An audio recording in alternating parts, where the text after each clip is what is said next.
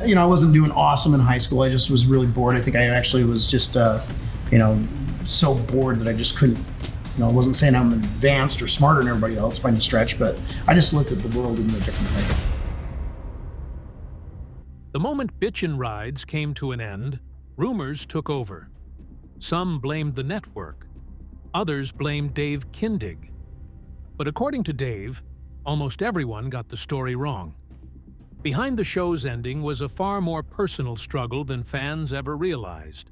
So why did Dave Kindig really walk away from Bitchin Rides? Join us as we discuss the real reason Dave Kindig ended Bitchin Rides. The idea that started it all. Dave Kindig's decision to abruptly end his show Bitchin Rides in late 2024 is suddenly catching more attention than it did in the first place. Long-term fans, who watched the man dazzle in front of the cameras like a man who actually enjoyed what he was doing, could never wrap their heads around the sudden end of the show anyway. Yet, his legacy in automotive television seemed to carry some serious weight until now. But just how did it all begin? Long before the cameras became a part of Dave's everyday life, he had always been crazy about automobiles. Even before he grew some hair on his chest, he was crazy about automotive toys, especially plastic models and Hot Wheels, creating numerous designs out of them. But like most kids, his parents believed it was only a phase, which he would undoubtedly leave behind as he got older. But did he really? His passion followed him to college and stuck out like a sore thumb. He was popular in college as that guy who worked on cars, rebuilt them, designed them, and maybe even made them better than they actually were. At that point, he envisioned building a career from it. Maybe not with the cameras following his every move or finding any sort of television fame. But sometimes, not every talent can be controlled from exploding. Interestingly, in his time in college, he never studied or learned anything that prepared him for his career path as a mechanic. He just never really saw the need to. Everything he knew about cars, from engines to bodywork and painting, he taught himself. And just like that, fans were immediately smitten with him when he found his way into television. However, television was barely his first shot at busting into the automotive world. When he turned 29, he started his own auto business, Kindig Designs. He built some of the best cars in that garage, with his wife, Charity, by his side. Talk about a dream duo. Before long, Dave had caught some serious attention in Salt Lake City, Utah. Everyone suddenly wanted a piece of that automotive ingenuity. The designs, the metalwork, the painting. It was almost unlike anything the 90s auto world had ever seen. But how long can talent like that really go unnoticed in the grand scheme of things? Bitchin Rides. Like every young talent looking to break into television, Dave had his own challenges. While he questioned everything, especially how the world works to get him in the place he really wanted to be, one thing was never in question: his talents and dedication to his craft. But it was one thing to be the go-to guy in Salt Lake City, where he grew up. But being a leading television auto show guy was a completely different ballgame. He knew the risks, and he knew exactly what would happen if he ever failed. Already, he had rebelled against the college path that his parents had set him on, opting instead for a life around a garage and hoping to win the luck of the draw with a channel brave or dumb enough to take a chance on his show. Knowing this was his only chance to prove himself right, he started to make sizzle reels of himself, creating some of the best automotive designs ever. From classic restoration to playing Frankenstein with hot rods, it was safe to say that he was absolutely killing it. But was that anywhere near getting him the chance he wanted at live television? Maybe not. But just before television fame, Dave and his team at Kindig Designs won the 2007 SEMA GM Design Award for their work on a 1937 Chevy Coupe. And that was the first time his company got real attention in the automotive circles. Fast forward to 2011, he won the America's Most Beautiful Street Rod Award with this work on a 1939 Buick. It was the first four-door vehicle ever to win that award. But he didn't stop there. If he ever really wanted a shot at television, consistency was his only ally. So in 2012, he won 2 more awards, including the Good Guys Trendsetter Award and the Master Builder Award. Although these awards were rarely televised, they were the perfect accolades he needed to sell his craft to television. As the years rolled by, Velocity Channel came knocking on his door, and that was the first time he got a real shot at television. While most fans never fully clocked it, he had already made guest appearances on auto shows like My Classic Car, Car Crazy TV, and SEMA coverage. And the Velocity Channel already fell in love with his persona on television. But more than the spiky hair and the sense of humor, what really captivated the channel was his and his team's perfect rebuild of a future liner. It's not every time that a gearhead is lucky enough to work on a classic like the future liner, but as soon as he made progress on the restoration, he often uploaded a blitz of his progress on the car. And that was all it took to get him his own show. Suddenly, all those years of sponsoring sizzle reels and harboring doubts about what happens next started to pay some real dividends. But how did he handle the pressure that came with the fame? Fame, pressure, and Kindig between them all. Then came 2014.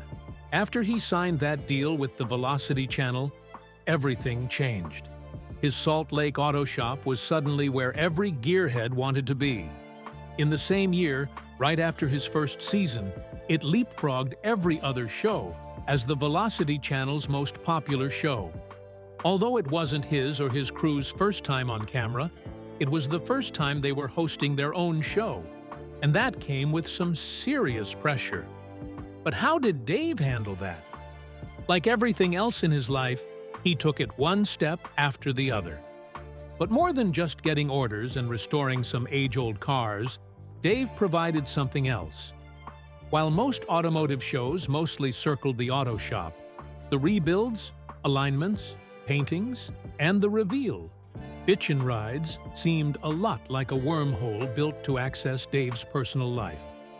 For context, the show reflected the cordial relationship between Dave, his wife, Christy, and their members of staff, including Kevin "Kev Dog" Scheil, Will Lockwood, Greg Piles, and Javier Lopez. To most fans, it felt like watching a family at work. Even though they weren't bound by blood, their passion for the job and the will to push the design envelope farther than most auto shops would made them a perfect team. But as the seasons progressed, the show got bigger. Dave especially grew into his role as not just a leader of an auto shop, but a near-Hollywood public figure. But sometimes, when a man rises so quickly to heights he has never been to, he could develop a sudden fear of them, and Dave definitely did. Although he operated the shop and took the challenge head-on, as a child, he had always asked the question, what if? Once, he wondered, what if he removed the roof of a 1991 Caprice model and put it on a 1964 Impala? But that was only in the early years of his career. This time, he wondered what would happen if the show never lived up to the same hype as it did in the first ever season. Each season became a reference to everything he had ever achieved on the show, and one small mistake could unravel it all. These were some of the burdens he carried alone in the garage when the cameras went off. But as he had said 1,000,000 times, his wife, Charity, was always there to pick him up every time he felt the weight pressing heavily on his shoulders. For context, she took on the administrative role when he badly wanted a secretary, even though she wasn't bad with a wrench herself. Fame wasn't entirely a concept they had been introduced to before the Velocity Channel stepped in 2014 and changed their lives. Speaking about changing lives, things took a turn in 2018, and no one saw it coming. While it is barely a new concept that big media companies suddenly make choices to clean house and reshuffle their businesses, Dave had never really imagined it could happen that soon. While pressure in the garage was one thing, the real storm was gathering behind the scenes at the Velocity Channel. Just how could it all come crashing down? The beginning of the end. In 2018, Discovery Communications, the company that owned Velocity Channel, decided to rebrand the company name and opted for Motor Trend. Obviously, fans had questions. Why fix it if it isn't broken? But brands will be brands and change. And here it wasn't exactly unexpected now and then. But how much did that harm Bitchin Rides? In the same year, the show was already running for its 5th season. And somehow, fans remained hooked, like their lives depended on it. For what seemed like the first time, a sudden rebranding move by a network had almost no effect on one of its shows. But how long will that last? Dave soon found out that Discovery Communications had more sinister plans than simply remaining the channel after acquiring a major stake in the Motor Trend Group. Like every top media company, Warner Brothers had reportedly kept an eye out for more opportunities to expand its coverage and did not mind a stint in the automotive world. Fast forward to 2022. Warner Brothers merged with Discovery and created Warner Brothers Discovery. Apparently, the franchise co-owned the Motor Trend channel and every other program that ran on both sides of the company. Yet again, it was another unexpected reshuffling. Although Dave and Bitchin Rides survived the 2018 version, they had little guarantee on the second one. The company seemed to be cleaning house and cutting costs. But would they ever dream of letting one of their biggest shows out of the building? And for what seemed like the first time in a really long time, Dave had his usual what-if wave again. And as always, he had charity by his side to keep his head in the game. For what seemed like a first time, he was staring forlornly into a future he didn't think he could ever control. But just how much more reshuffling can Dave Kindig survive? At what point does it really start to tell on the show itself? The questions were out in the open, but there were barely any answers. At least none that really fit into what Dave had been building for years. At first, it was purely speculation from fans and Dave's fear of doing all the talking until 2024, when everything changed. As soon as the Discovery Channel got into a merger with Warner Brothers, they reshuffled every program that ran under the Motor Trend Plus channel, consolidating them to Discovery Plus and Max. While they kept some of their jointly owned channels alive, rumors swirled around Motor Trend Plus. Although unconfirmed at the time, sources close to the situation reported that Warner Brothers and Discovery Communications had differing opinions on closing the automotive channel. However, a few months into 2024, Dave revealed that the company had fully decided to shut down Motor Trend Plus, and that was a punch to the gut for Dave. Although it was not unexpected since the 2018 rebranding had his sixth sense tingling, it did not stop it from hurting either. But for fans who really knew Dave, it wasn't the first time that his life came close to crashing now, was it? A revelation that broke hearts. Long before the cameras ever came into the picture, Dave had been through the highs and lows that life had to offer. But like he always does, he often took it in his stride and ran with it. Dropping out of school to focus on a life in the automotive world was always going to present its challenges. And they sure did. For context, he used to work at a place called High Performance Coatings, HPC, in Salt Lake, Utah, and he was there for 8 years. He designed car models, which he just hung on the walls of his office and kept them as a hobby. For a long time, he looked at these models like a dream out of reach. He often drew them at home every time he could not afford to go out on a date with Christy. Soon, he was discovered by a big shot who worked for Arizona Speed Marine at the time. It wasn't long before his drawings appeared in top magazines like Super Chevy and Chevy High Performance. Feeling like he could do so much better on his own, he started the business out of his garage. Then, in 2 months, he outgrew that spot and decided to rent a 4,500 square foot space, and 2 years later, he rented double the space. Talk about some serious progress. However, if he was really looking to push the envelope and get bigger, he needed a bigger space to take on more projects. But having a business plan was one thing. Bankrolling that plan required a different set of rules and creative thinking. So he and Christy got in bed with a couple who approached them as investors and put a whopping $120,000 on the table. Dave claimed they jumped straight at the opportunity. It was a room for expansion, and they could actually take on more projects. But the investors had other plans. At first, it seemed like the best decision they could have made, but it soon escalated into a legal nightmare. It wasn't long before the investors tried to lock him out of his own establishment. Dave revealed that they came with government officials who escorted them off the property. At first, it all seemed like his whole world had come crashing down. But yet again, charity steps up for him.